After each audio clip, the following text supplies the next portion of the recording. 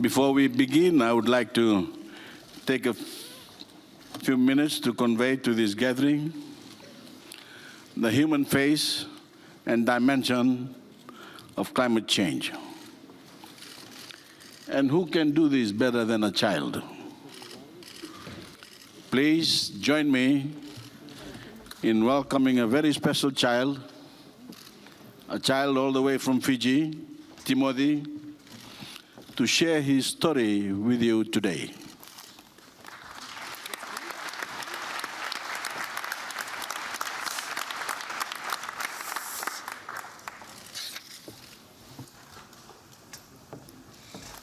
In the beginning, God created the universe.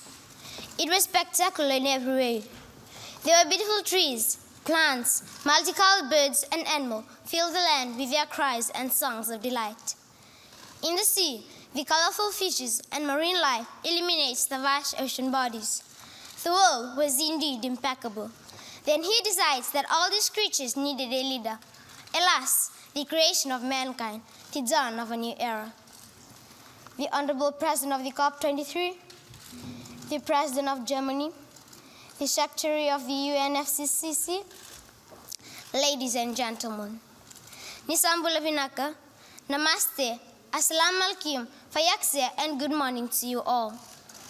Many of us here today is in recognition that the threat from climate change is real, urgent, serious, and is growing overnight. According to the former President of America, Mr. Barack Obama, he states that, and I quote, "Climate change is no longer some far-off problem. It is happening here, it is happening now," unquote. Yes, ladies and gentlemen, this is real. It is not a mere dream. Are you ready to face life without Earth? Have you contemplated what will happen if we ignore this reality, this nightmare? That is the core reason of us being here. It's time to take action as our theme depicts: leadership, action, and COP23. Again, leadership, action, and COP23.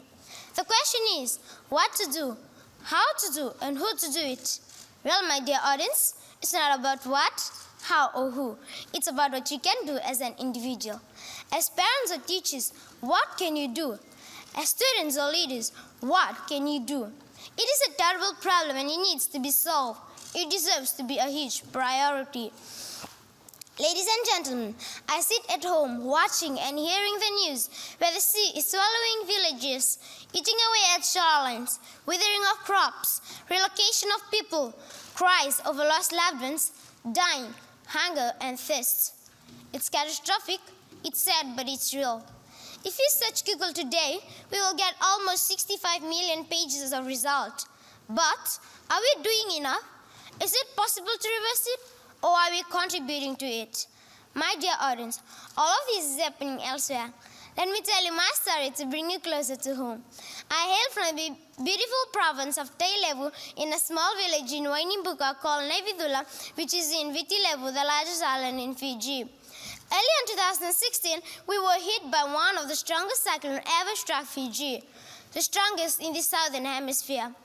My home, my school, a source of food, water, money was totally destroyed. My life was in chaos. I asked myself, why is it happening? Why is the cyclone getting stronger? What am I going to do? I walked along one side plantation searching for what to take home for dinner. Fished in the river for fish or prawns. Walked amongst once a dense forest, only to be filled with despair and frustration. My once beautiful village I once called home is now a barren and empty wasteland.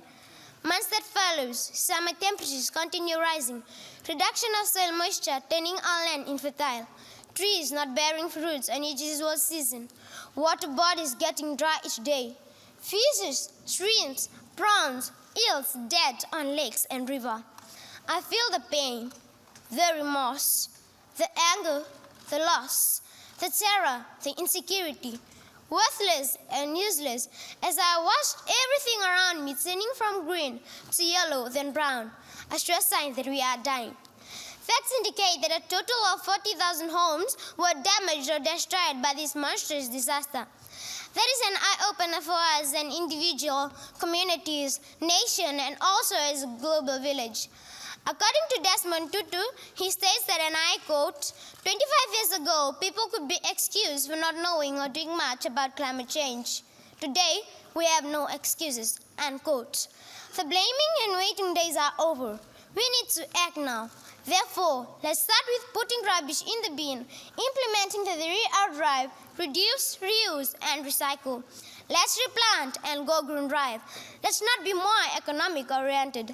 Let's be more environmental oriented. Ladies and gentlemen, speeches and tasks will not solve the problem, but walk the talk is more effective. Let's change our mindset and set a platform in combating this environmental issue for our next generation. We need to prepare ourselves. Safety precaution has to be adopted and followed to keep us safe. Securing belongings is paramount and should be done every time, not only during the cyclone season. Remember, prior and proper preparation prevents poor performance. Ladies and gentlemen, in school, teachers are educating students on what to do before, during, and after a disaster. But as parents and guardians, we must be vigilant and careful at times. This is sure not going to happen if we pretend and wait for others. It's time to unite, to move forward, to row together. We have heard, we have seen, we have witnessed, we were victims. Now it's time to conquer. Ladies and gentlemen, system may change, human can change, but climate change is here to stay unless you do something about it. With these words, let us be more environmental oriented and help restore our spectacular Mother Earth. Thank you, Vinaka and Dhanewat.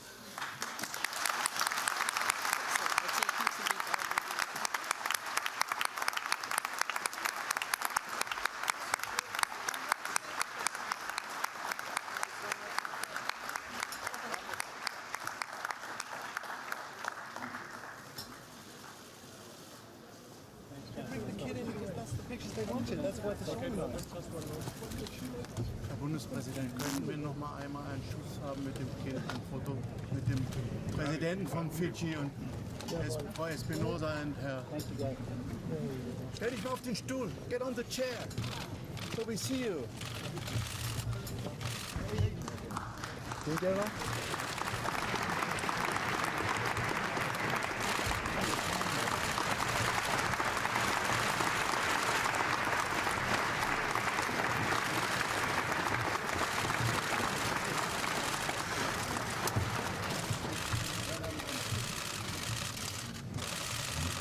Thank you very much. Thank you very much. Thank you, guys. Please walk. Thank you. Ready to go. Thank you. Left or out? Here.